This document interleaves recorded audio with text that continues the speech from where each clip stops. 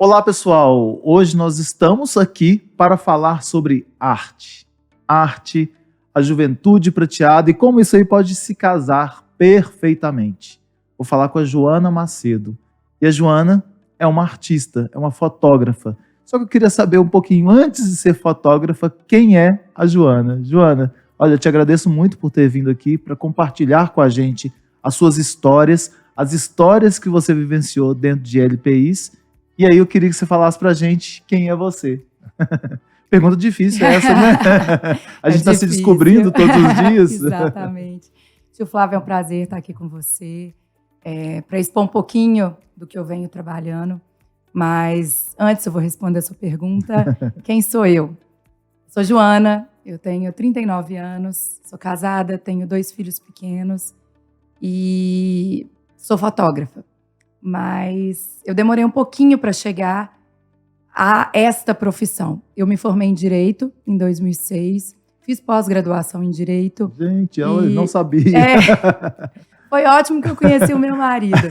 Mas como a gente escolhe muito jovem, né, a nossa profissão, eu fui muito influenciada pelos meus pais, que são advogados. Uhum. Então, eu fui pelo caminho teoricamente mais fácil, que seria seguir os meus pais e formar em Direito e ser advogada. Mas eu nunca fui feliz na profissão. Assim, lidar com problemas, resolver problemas, sempre foi muito difícil para mim. Eu gosto de ajudar. Uhum. E você cobrar por aquilo era muito difícil. Então, eu me formei. Quando eu me formei, eu fui para Paris, eu fiz um intercâmbio em Paris.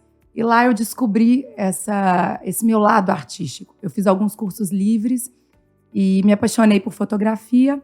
Voltei para Belo Horizonte, me casei. Tentei ainda seguir nesse caminho do direito, mas não funcionou. E aí eu comecei a fazer cursos de fotografia. E esse ano eu terminei uma pós-graduação em arte e contemporaneidade na Escola Guinhar. Então, eu acho que eu realmente me encontrei assim. E sou muito feliz com esse caminho de usar a fotografia para mostrar algumas questões sociais. Não tem como fugir do direito, ele está dentro de mim. Verdade. Então, eu uso a fotografia, usar a arte para mostrar uma crítica da sociedade, na verdade. Então, é isso. Você fez uma exposição sobre o cárcere, né? Foi. Eu fiz em 2019. Foi um projeto muito bacana, um olhar sobre o cárcere, em que eu visitei alguns presídios aqui da região metropolitana, que era uma questão que eu tinha muita curiosidade. Eu acho que muita gente tem curiosidade de saber como que é a vida dentro de um cárcere. E para mim foi muito impactante, assim, como eles conseguem viver daquela maneira. Porque por mais que eles cometam um erro na vida, eu acho que ninguém merece ser tratado igual eles são tratados, como os animais, né, dentro de jaulas, celas. E esse projeto foi exatamente isso, mostrar para a sociedade que nem o pior ser humano merece ficar naquelas condições. E que se o nosso Estado trata essas pessoas dessa forma, eles não vão se ressocializar, eles não vão voltar para a sociedade melhores. Que a gente precisa de outras políticas públicas para ele cumprir, né, a pena que foi imposta a ele pelo erro que ele cometeu, mas que ele merece uma segunda chance, que todos nós merecemos uma segunda chance. E que volte para a sociedade, então, né? E que volte para a sociedade melhor. Exatamente, que não melhor. seja mais atiçado mais, né, o ódio dentro dele, lá dentro do sistema prisional. E é interessante que aí você tem esse olhar, e aí você passa depois para uma outra crítica social ou para uma outra reflexão, que é buscar falar sobre as ILPIs, né? Não diria crítica social, talvez fosse uma reflexão sobre o envelhecer institucionalizado, né? O que você foi fazer numa ILPI? Foi interessante que esse projeto, depois que eu terminei o olhar sobre o cárcere, gente, eu queria falar sobre alguma coisa assim impactante. Eu gosto de questões sociais. E nesse meio tempo eu tive 3 experiências que eu quase morri. Eu tive a queda de um cavalo, numa altura de 3 metros, com meu filho. Abracei meu filho, caí, bati a cabeça e passei muito mal. E tive 2 choques anafiláticos. Nossa. Um na Itália. No interior da Itália, que eu tive que ir para ambulância. Fui socorrida por ambulância. E eu lembro que dentro da ambulância eu olhava assim para o teto branco, e falava, gente, é aqui, acabou, eu vou morrer aqui, eu vou voltar num caixão para casa, meus filhos estão me esperando e eu vou voltar num caixão. E aí eu comecei a refletir muito sobre a morte, sobre essa brevidade da vida, sobre quem vai estar do nosso lado nesse momento da vida. E o meu marido trabalha, né, tem essa questão de fiscalização dessas ILPIs, e eu comecei a conversar muito com ele, me interessando por esse assunto. Só um adendo, seu marido é um promotor, isso, né? Ele é um amigo o Henrique, querido. É um promotor de justiça lá de Ribeirão das Neves, e ele trabalha lá como a fiscalização dos asilos, a curadoria dos idosos. A questão de saúde, isso. Né? E aí eu comecei a conversar muito com ele. E eu falei, eu queria visitar, eu posso visitar? Ele, não, vamos, eu te levo comigo. E aí eu fui e visitei 4 instituições. São instituições privadas, mas são de idosos de baixa renda. Então, tem muito amor, mas é muito precário. E eu comecei a conversar muito com esses idosos. Eu queria saber como que é estar ali esperando a vida deles gira em torno do dia que eles vão morrer. Eles não saem, não tem nenhum programa. Eu acho que isso é um problema grave. E não existe nenhum programa para que eles saiam, vão à rua, visitem uma praça, vão a um teatro. É muito só. É ali sentado e a única janela que eles têm com o mundo exterior é a televisão. Né? Então é bem direcionado. E foi muito interessante as conversas que eu tive, assim, e perceber que eles estão presos ao passado, a memória deles, que é o que faz eles seguirem em frente, porque não acontece nada na vida. E para mim é muito triste, porque depois dessas experiências que eu tive de quase morte, eu vi o tanto que eu quero viver, eu vi o tanto que a vida é preciosa para mim. Então eu falei, gente, eu quero mostrar para as pessoas que existem idosos nessa situação e que se a gente se doar, se a gente se entregar e doar o nosso tempo, um pouco de escuta, um pouco de carinho, um lanche, vai fazer a diferença na vida deles. Pois é, e aí você foi visitar essas LPIs e resolveu fazer, como é que chamou a exposição voltada para os idosos? Chama O Que Se Foi. O Que Se Foi. Isso. Por que o nome?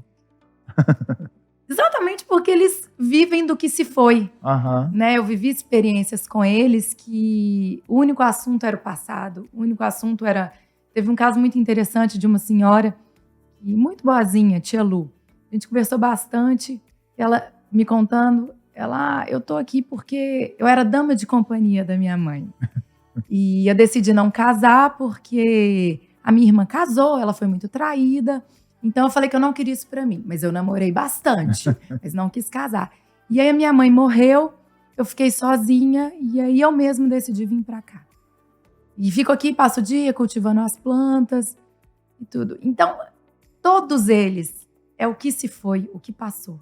Porque eles não têm projeção de futuro. Parece que não há uma renovação de histórias, né? Parece que realmente parou, né?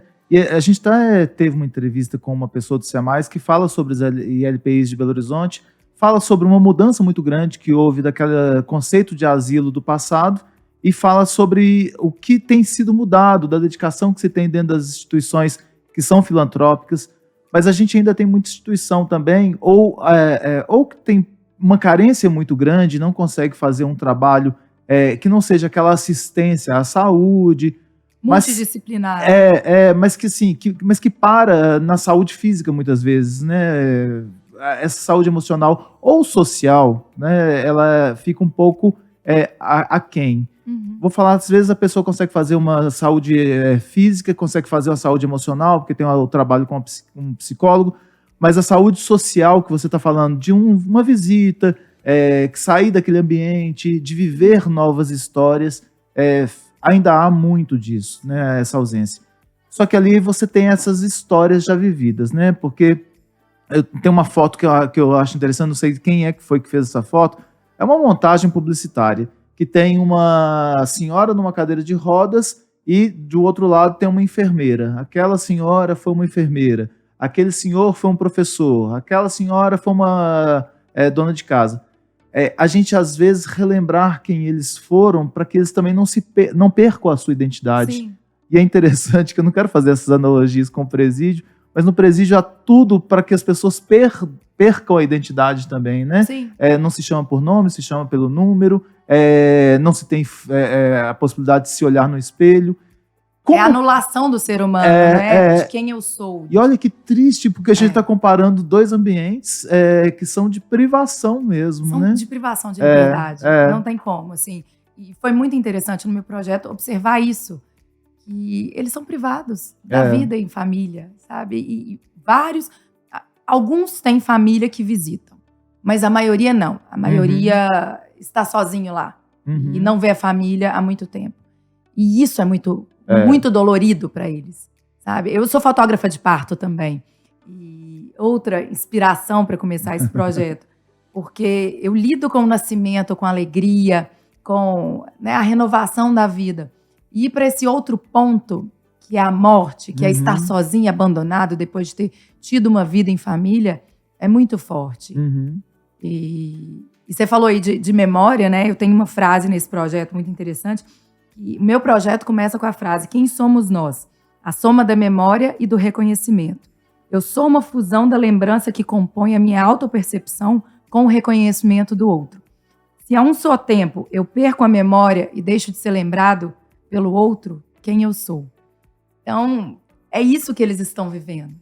Eles perdem a memória, porque vários têm doenças, né, próprias da idade, Alzheimer, e perdem o reconhecimento social, o reconhecimento pelo outro. E é uma crise de identidade. Quem eu sou, quem eu virei, e o que eu vivem do que eu fui. Eu faço pequenas viagens aqui. Quando você vai falando, eu vou fazendo as viagenzinhas. Eu não te abandono, não, mas eu tô aqui fazendo as viagens e veio aqui aquele filme, Viva, A Vida é uma Festa, que fala sobre essa questão de, quando você fala de perder a memória, né? Quem sou eu quando se perde, né? Lá fala das almas que voltam para aquela festa do México, né? Que é a festa dos mortos, e que é uma festa, né, no Dia dos Mortos. E aí que aqueles que não têm permissão de voltar são aqueles que são esquecidos. Só que eles já estão mortos. E os esquecidos vivos, né? Você tem histórias sobre esses esquecidos vivos? Tenho. Que você passou ali dentro das ILPIs? Tenho. Tem uma história... Tem várias histórias, né? Porque nossa, são muitas. Antes de fotografar, eu queria fazer uma conexão com eles. Eu não queria simplesmente chegar com a minha câmera e falar, fica aí que eu vou tirar uma foto. Pois é. Antes de você contar essa história, então, que eu tô te pedindo. Como é que é esse processo? Porque tem gente que prefere não se envolver para poder captar de uma maneira isenta. Tem gente que prefere se envolver. Como é que é o seu processo? Eu acho muito invasivo você chegar em um ambiente, pegar a sua câmera e fotografar. Eu acho que quem está sendo fotografado precisa e merece de uma explicação do que está acontecendo. Que bom. Então, e eu acho que uma conexão entre eu que estou fotografando e quem está sendo fotografado vai fazer toda a diferença, até pelo meu olhar. O que eu quero ver dessa pessoa? O que eu quero extrair? O que eu quero mostrar para o outro, essa pessoa? O que eu quero mostrar dela? Então, eu fiz 2 visitas aos asilos, as ILPIs, né? Asilos não. Eu fiz 2 visitas sem a câmera, sem nada. Simplesmente eu falando, me conectando e conhecendo a história de cada um, porque estava lá, da família, do que ele foi, do que ele como ele queria ser enxergado fora daquela ILPI. Então, foi um momento de troca muito bacana. Teve uma senhora, na primeira visita que eu fiz, foi muito interessante, que eu sentei assim no pátio com ela e a gente ficou conversando, e ela perguntando da minha vida e eu contando que eu tinha filhos e tal. E no final, assim, eu falei, nossa, eu tenho que ir, que eu tenho outra visita. Aí ela pegou na minha mão, assim, segurou e falou assim, deixa eu ir com você? Deixa eu morar na sua casa? Aquilo foi tão forte, assim, que foram 10 minutos de conversa, mas que meu olho enche d'água, mas que para ela fez a diferença na vida, naquele momento dela. Então, era isso que eu queria, era essa conexão que eu queria. Eu queria que eles se sentissem à vontade comigo. E eu acho que eu consegui. É interessante, a gente chega para fazer os trabalhos voluntários em LPIs, e aí a gente chega, às vezes a gente chega cedo e passa um dia, porque a gente vai preparar um bingo, alguma coisa nesse sentido. E aí quando a gente vai embora depois do bingo, aí elas falam assim, mas já? Você acabou de chegar, Porque o tempo também muda, né? Sim. Porque a pessoa que está ali naquele espaço A tem um perspectiva do tempo muda. E aí quando chega o momento de ir, é aquela tristeza. E eu presenciei um dia que a gente fez um bingo, e o bingo demora 1h30, é muito rápido. E aquela idosa estava lá numa cadeira de rodas, participando do bingo. A família chegou, a idosa ficou toda feliz e ela foi. Só que ela voltou, a gente não tinha acabado o bingo, e o bingo é curto. Uhum. A família passou muito rápido. Não sei se tinha algum compromisso, eu nem quero julgar a família, Sim. que não é o nosso papel.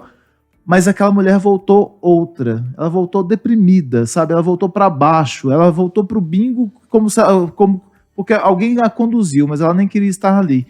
Então, o papel da família, já que tem muita ausência da família, é extremamente importante. E ninguém ocupa esse espaço, eu acho. Não. Mas a presença de um voluntário, como você foi, também é um momento para que eles possam se reconectar com a vida, sabe? É um pouquinho que eles têm, que eles vão pegando de cada pessoa. E aí a gente vê isso no contato, né? Porque eles olham nos olhos e eles querem contar as histórias. É muita história. E às vezes a gente não quer, no dia a dia, nós todos não estamos com tempo de ouvir, né? E ali você parou para ouvir. Parei, foi muito rico, assim. Essa questão da família, eu realmente, eu ainda não cheguei à conclusão do que é pior. Daquele que tem a família que vai visitar e que fica 5 minutos. Uhum. Ou daquele que a família desapareceu. E que é a maioria dos que estão no ILPI, nos ILPIs.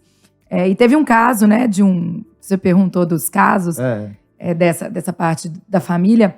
Teve um que eu fui conversar, nem foi no dia de fotografar, e que ele virou para mim e falou assim: você tem o contato do IBGE? Eu falei: contato do IBGE? Por quê? Ele: não, porque o IBGE é que faz o censo e eles sabem onde estão todas as pessoas. Eu falei: fiquei desconcertada, né? E aí ele falou assim: não, é porque o meu filho, ele morava em Foz do Iguaçu e eu tinha o telefone dele, mas ele se mudou e eu não consigo falar mais com ele. Então eu queria ligar para o IBGE me dar o telefone do meu filho para eu conseguir falar com ele. E foi tão forte, assim, um pai que dedica a vida ao filho e naquele momento de velhice não tem a presença do filho, porque eles não querem dinheiro, eles não querem... Eles querem presença, eles querem amor, eles querem como se fosse a devolução daquele amor que eles deram, sabe? E é muito difícil, porque eu tive avós, minha avó teve Alzheimer, e no estágio final, assim, ela já não reconhecia ninguém. E era muito sofrido para minha mãe. Eu via que minha mãe sentia. Uhum. Mas a minha mãe estava ali todo dia. Minha avó xingava minha mãe. Minha avó não reconhecia. E minha mãe estava ali presente, doando o tempo dela e doando o amor. E é isso que eles querem. Então, quando aparecem voluntários com tempo, não substitui a família, mas aquece o coração. Eu coloquei no livro que eu escrevi sobre uma história que eu não vivi, eu li, mas eu achei totalmente improvável a história de uma mulher que estava com um celular estragado e levou para consertar, ficou muito caro no lugar, ela foi para outro, e aí ela falava que está estragado, porque há 1 ano os filhos não ligam para ela.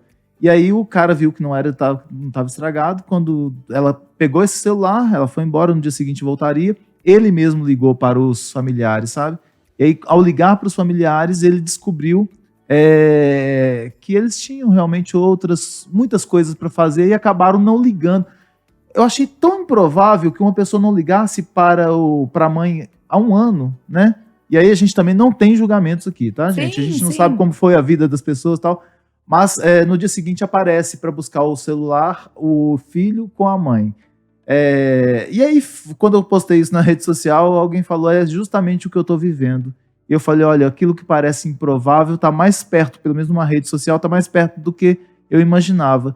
E quando você usa a possibilidade da arte para se aproximar das pessoas e ainda deixa os registros, você chegou a passar algumas fotos para eles? Eu vou fazer. Eu ainda estou na fase de seleção das fotos, porque foram muitas fotos que vão compor esse projeto. Eu já tenho algumas, tanto é que foram à exposição lá na Escola Guinhar, Mas eu quero fazer uma seleção, uma curadoria mais apurada. Mas eu prometi para eles, eu falei, não, eu quero voltar aqui para entregar as fotos. Eu quero fazer um mural bonitinho. Eu tirei de todos, e eram muitos. Algumas eu nem vou usar no projeto, mas eu faço questão de vir aqui e entregar para vocês, terem esse registro. Eu não avisei o dia que eu ia. Isso foi muito interessante, porque uma das minhas escolhas do projeto foi que eu não queria produção. Eu queria tirar foto deles do jeito que eles são, sem nenhuma produção. E mesmo assim, tiveram algumas senhoras que, a hora que viram que eu cheguei para tirar as fotos, elas foram lá, arrumaram o cabelo e tal. Teve uma que colocou uma flor no cabelo e falou assim, ai, tira foto da minha flor no cabelo. Eu falei, claro, tiro foto. Assim, são fotos que não vão compor o projeto, mas que são especiais para eles. Então, eu fiz essas fotos e fiz com muito amor, e com certeza eu vou entregar com muito amor para eles. Uma vez a gente fez umas fotografias no LPI e colocamos dentro de uns porta-retratos feitos de chamequinho colorido pelos adolescentes no socioeducativo. E aí tem todo um contexto, né? Aquelas perguntas, quem são eles, tal, aí a gente explica, e aí elas falam, eu vou cuidar com muito carinho desse porta-retratos. Porque acaba que uma boneca, quando ela segura nos braços, não sei se você tirou alguma foto desse sentido, né? É como se ela estivesse passando para aquela boneca que ela segura no braço o carinho de um filho que ela não tem mais ou que não a visita, né? E o porta-retrato passou a ser isso também. E elas gostam dos retratos, né? Porque elas se veem de uma perspectiva diferente. Ou eles também, né? Elas e eles. Você tem alguma outra história que você possa contar pra gente aí, que a gente vai passar daqui a pouquinho para as nossas indicações? O tempo tá correndo aqui. Tem uma história interessante de uma senhora que eu vi no asilo. Eu cheguei, ela era muito branquinha, assim, o olho parecia até albina. O olho azul, cabelo muito branco, a pele muito branca. E ela estava toda de azul. O chinelo azul, a roupa azul, as unhas pintadas de azul, o óculos azul. E eu achei que ia ser muito invasivo eu chegar perguntando por que ela estava de azul, né? Então eu comecei a conversar, conquistar a confiança dela para ela se sentir à vontade. E aí uma hora eu perguntei, a senhora está muito bonita com essa roupa azul, tá tudo azul, mas por que a senhora está de azul? Aí ela virou assim com um sorriso no rosto, falou assim, porque essa era a cor do uniforme da empresa que eu trabalhava. Então, eu gosto de usar só azul para lembrar da época que eu trabalhava.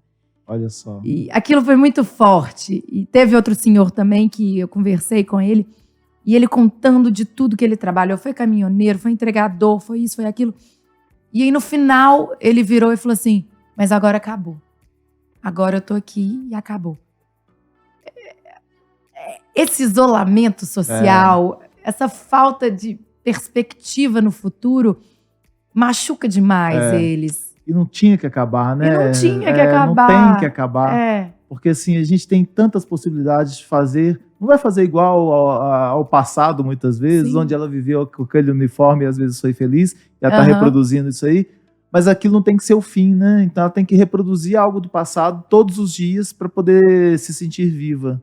Né? E não é isso que tem que acontecer. E eu acho que assim, a gente tem uma sociedade que tem que ter esse olhar também para o idoso. Não é um olhar assistencialista, não, mas é um olhar de cuidado com as gerações, até de gratidão com as gerações, né? Porque tanto que se foi construído, tantas portas que foram abertas. Então a gente tem que desenvolver mais. Uma vez uma voluntária perguntou assim, posso levar minha filha numa visita à LPI? Eu falei, olha, eu aconselharia que todas as pessoas pudessem levar filhos, porque eu acho que faz parte até de uma educação social. E eles adoram crianças, né? Eles adoram crianças.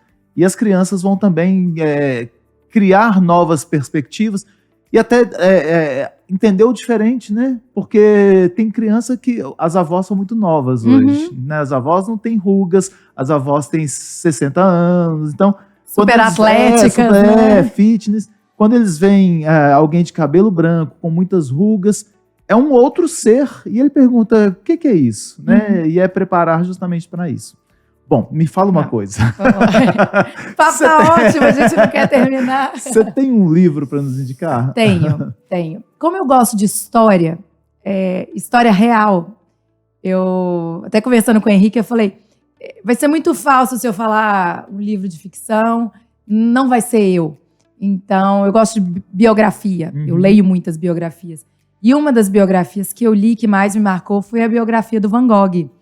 E ficou internado por muitos anos da sua vida. Foi muito mal compreendido como artista enquanto estava vivo. E só teve a valorização do seu trabalho depois que morreu. E morreu de uma forma muito trágica, né? Então, seria esse livro, A Biografia de Van Gogh. Ótimo. Filme? Filme. Também no tema da nossa de idosos, eu gosto muito do filme L'Amour. Amor, né, na tradução. Eu anotei o nome do autor, que eu nunca lembro o nome do diretor. Michel Haneke, de 2012. Ele foi um filme super premiado e mostra a história de 2 idosos dentro do apartamento. A maior parte do filme acontece dentro do apartamento e com algumas raras visitas da filha. E mostra como a falta de contato entre pai e filho nessa fase da vida, os laços ficam frouxos, sabe? Não tem aquela intimidade, não tem aquele cuidado. E o desafio da vida na terceira idade. Então, seria como o Camus falava, Albert Camus falava, né? Parece que são estrangeiros, né? Isso. São pessoas desconhecidas dentro de um lar de pais. E uma frase? Uma frase. Essa eu li, eu gostei muito, é uma frase de um filósofo, Confúcio, que é: qual seria a sua idade se você não soubesse quantos anos tem? Ah, eu adoro também. Qual seria a sua idade se você não soubesse quantos anos tem? Que passa muito para o desafio da gente pensar a idade não só cronológica, né? Sim. A idade emocional, a idade mental e por aí vai. Você trouxe alguma foto para nos mostrar? Tem um presente que eu trouxe para você. Mas não é só para mostrar, não? Não, para mostrar e um presente para você, que é uma foto desse projeto, O Que Se Foi. Deixa eu ver, pode pegar aqui, Jade, assim, ó. Aqui dá para ver? Presente para você, é uma das fotos desse projeto, que eu gosto muito dessa imagem porque ela mostra a marca, né? A marca do que se foi, do que ele viveu, e fica de presente. Nossa, mas a foto realmente, ela tem marcas e é realmente marcante, porque é forte, né? Ele está fazendo como se fosse uma oração. Como se fosse uma oração, sim. Poxa, muito obrigado. Joana, obrigado pela sua participação, obrigado por obrigado por ter largado o direito. Eu que agradeço. Coisa horrível de falar, mas assim, a arte ganhou, então vale a pena falar. Te agradeço muito e deixo aqui esses últimos segundinhos para você fazer seus agradecimentos. Obrigada, CDL, por me receber aqui, por essa oportunidade. Obrigada, tio Flávio, pelo convite. Foi um prazer falar um pouquinho do meu trabalho, das minhas inspirações e dos meus anseios pela vida nesse momento.